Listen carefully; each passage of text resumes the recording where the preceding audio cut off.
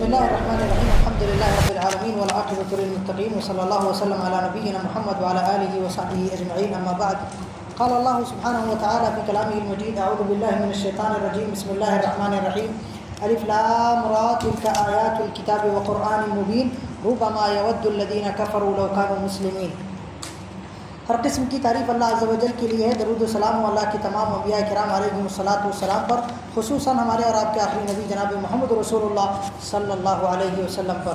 میرے بھائیوں، بزرگوں اور دوستوں، آج الحمدللہ تراویح کی نماز میں سورہ حجر کی تلاوت کی گئی اور سورہ نحل کی تلاوت کی گئی۔ چنانچہ خلاصے کے لیے یہ دونوں صورتیں ہمارے سامنے ہیں۔ سورہ حجر قرآن کریم کی ان صورتوں میں سے ہے جنہیں الف لام را کے ذریعے شروع کیا گیا، اور یہاں حجر سے مراد اہل حجر ہے، یعنی حضرت صالح علیہ الصلاۃ والسلام کی قوم۔ اور ان کو اہل حجر اس وجہ سے کہا گیا کہ یہ پتھروں کے اندر گھر بنا کے، غار بنا کے، کیوز بنا کے، گفائیں بنا کے رہتے تھے۔ چنانچہ اب جب یہ پتھروں کے اندر رہتے تھے، پہاڑوں کے اندر رہتے تھے، تو وہاں پہ ہر وقت معتدل موسم رہتا تھا۔ ٹھنڈی، گرمی، بارش کے اثرات ان کے گھروں کے اندر داخل نہیں ہوتے تھے۔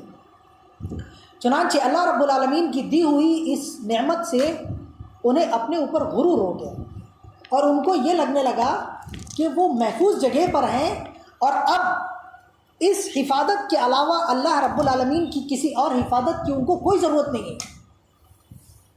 یہ پتھر ان کی اللہ کے آنے والے عذابات سے بھی حفاظت کر لیں گے، جیسے موسموں کی مار سے حفاظت کر رہے ہیں، ایسے اللہ رب العالمین کی آنے والی کوئی بھی سزا ہو، اللہ رب العالمین سے یہ ان کی حفاظت کر لے گی۔ یہ غار، یہ کیوز ان کی حفاظت کر لیں گے۔ چنانچہ انہوں نے، اب دیکھیں اللہ کے کلمات، اللہ رب العالمین کا کلام، اللہ رب العالمین کا ذکر بندے کے لیے، اللہ پر ایمان بندے کے لیے حفاظت ہے نا۔ ہم اگر اللہ لا الہ الا هو الحی القیوم صبح کو پڑھتے ہیں، شام تک حفاظت ہوتی، شام کو پڑھتے ہیں صبح تک حفاظت ہوتی، بسم اللہ الذی لا یضر مع اسمہ شیء فی الارض ولا فی السماء 3 مرتبہ اگر پڑھتے ہیں حفاظت ہوتی ہے۔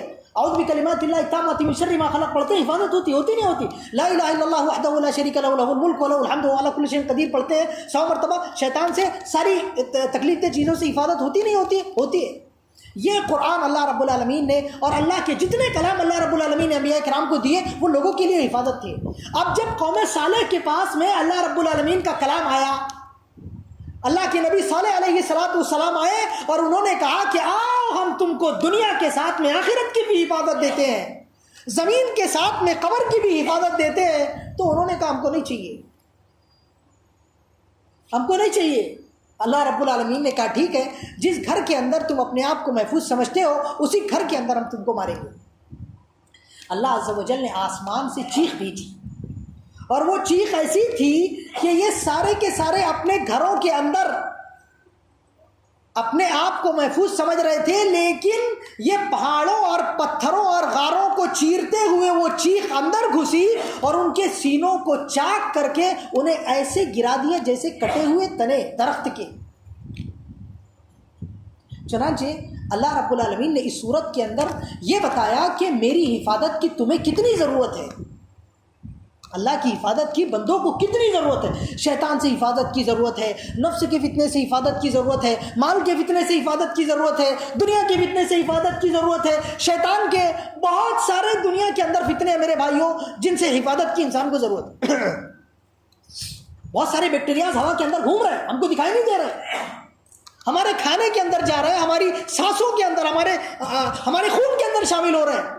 اگر اللہ کی حفاظت نہ ہو، لہو معقبات من بین یدیہ یحفظونہ من امر اللہ، اللہ رب العالمین فرماتا ہے وہو القاہر فوق عبادہ ویرسل علیکم حفظا، اللہ رب العالمین اپنی طرف سے حفاظتیں نازل فرماتا ہے، کبھی فرشتوں کی شکل میں، کبھی خود اللہ رب العالمین، واللہ خیر حافظا، اللہ سے بہترین حفاظت کرنے والا کون ہے؟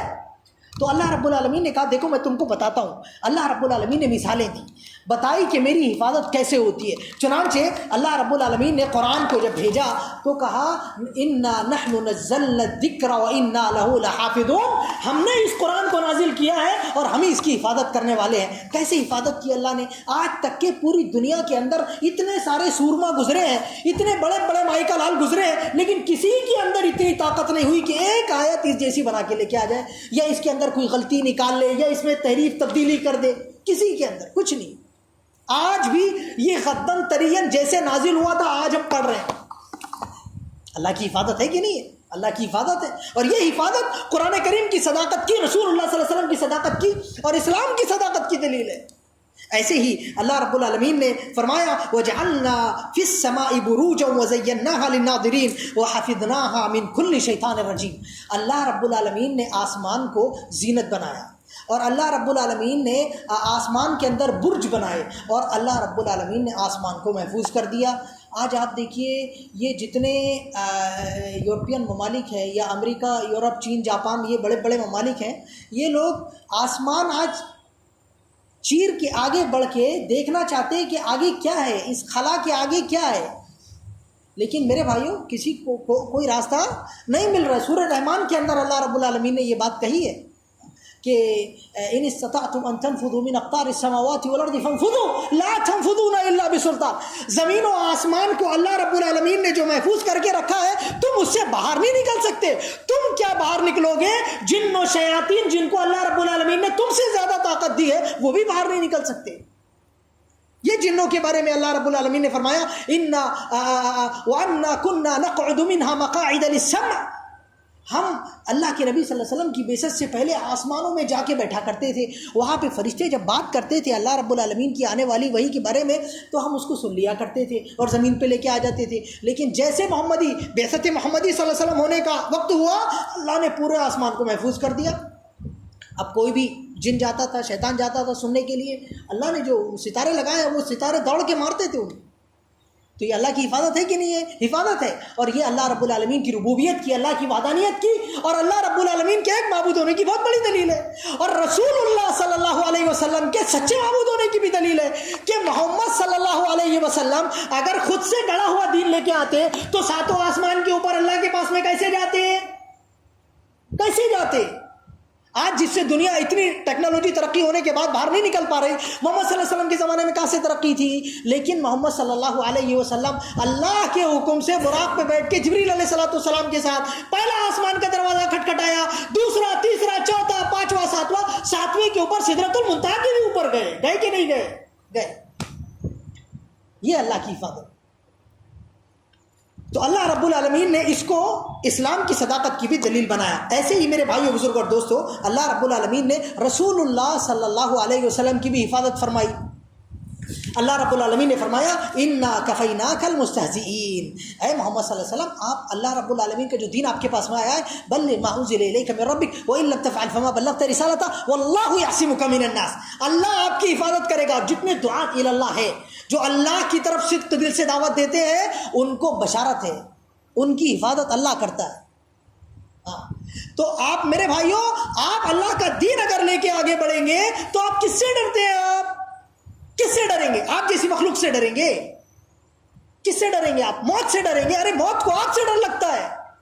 شیطان سے ڈریں گے. شیطان, آپ ایسے ہونا چاہیے کہ شیطان آپ کا راستہ دیکھ کے بھاگے.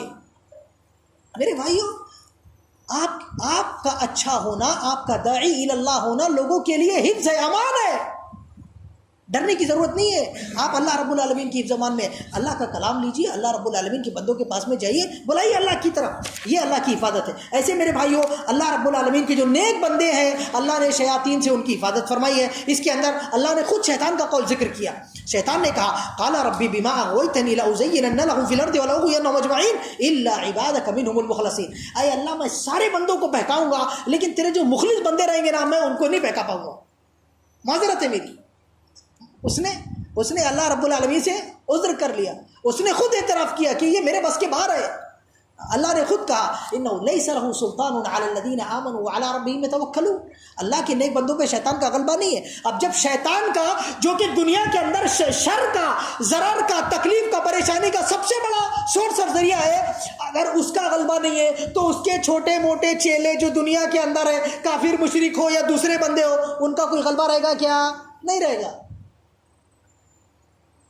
تو میرے بھائیوں، یہ صورت حفاظت ہے اللہ کی طرف سے، لہٰذا اللہ کی حفظ و امان میں آئیے، کسی کے حفظ و امان کی کوئی ضرورت نہیں ہے، اللہ رب العالمین کی حفاظت میں آئیے، اللہ کی حفاظت کیجیے، اللہ کی حدود کی حفاظت کیجیے، اللہ آپ کی حفاظت کرے گا۔ کئی بوڑھوں کو ایسا دیکھا گیا 50 سال یعنی 105 سال کی عمر میں، 90 سال کی عمر میں دیکھا گیا ان کے دانت سلامت ہے، ان کی آنکھیں سلامت ہے، اور ان کے ہاتھ پیر سلامت ہے، سب کچھ بالکل ایک دم ہٹے کٹے، چلتے پھرتے سب کچھ کرتے ہیں۔ تو ان کو پوچھے آپ اتنی عمر میں کیسا ایسا سیف ہے؟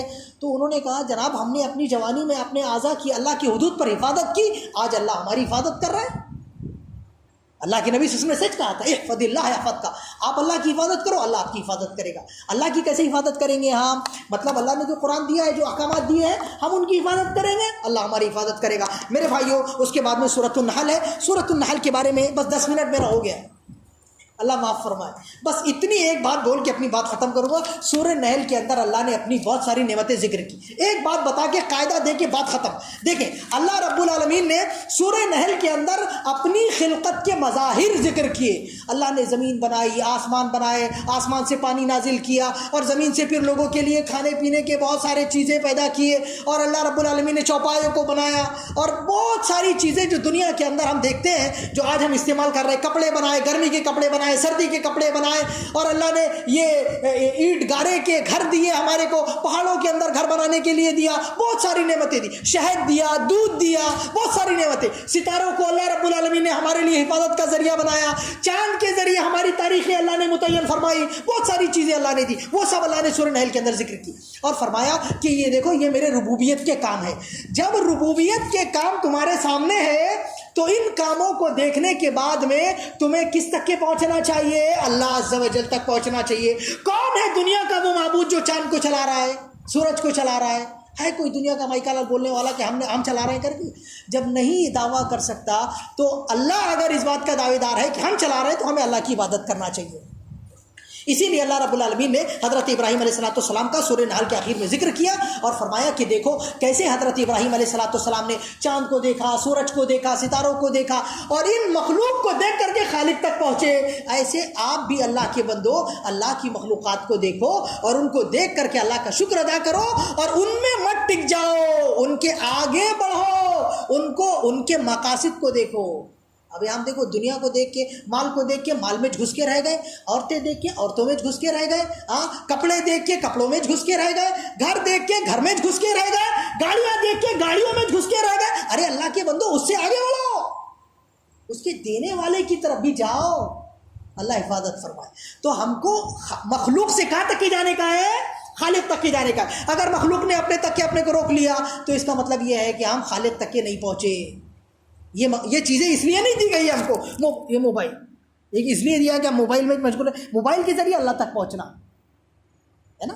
اللہ حفاظت فرمائے۔ اب ہمارے مسلمانوں کی آج یہ حالت ہو گئی کہ کپڑے کو تو کپڑے کو زندگی کا مقصد بنا لیے، گھر کو تو گھر کو زندگی کا مقصد بنا لیے، کار کو تو کار کو، بنگلے کو تو بنگلے کو زندگی کا مقصد بنا لیے۔ ارے اللہ کے بندو یہ ایم نہیں ہے، یہ مقصد نہیں ہے، یہ مٹی ہے، مٹی ابھی دکھائی دے رہا ہے، یہ مٹی ہے، حقیقت میں یہ کیا ہے؟ یہ آخرت تک پہنچانے کا ہے۔ اگر نہیں پہنچایا تو ان چیزوں کا کوئی فائدہ نہیں، مٹی ہو جائے گا یہ۔ اللہ حفاظت فرمائے۔ آمین وآخر دعوانا، اللہ ہم سب کو نیک توفیق عطا فرمائے۔ آمین وآخر دعوانا الحمدللہ رب العالمین۔ السلام علیکم ورحمۃ اللہ وبرکاتہ۔